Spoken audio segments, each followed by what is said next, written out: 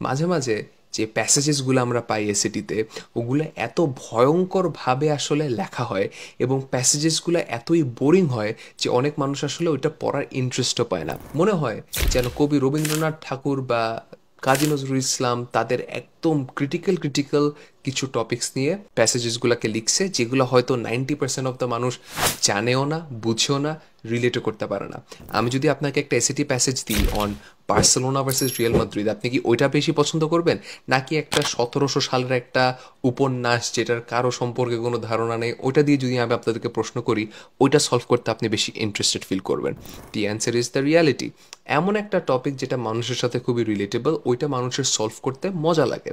কিন্তু আনফর্চুনেটলি এসিটি যেহেতু অনেক হিস্টোরিক প্যাসেজ নিয়ে কথাবার্তা বলে, অনেক পোয়েটিক কথাবার্তাগুলা নিয়ে আসে ইন্ডিয়ার প্যাসেজেস, ওগুলা বাংলাদেশি স্টুডেন্টসদেরকে আরও কঠিন বানায় ফেলে টু সলভ দিস কোয়েশ্চেন্স।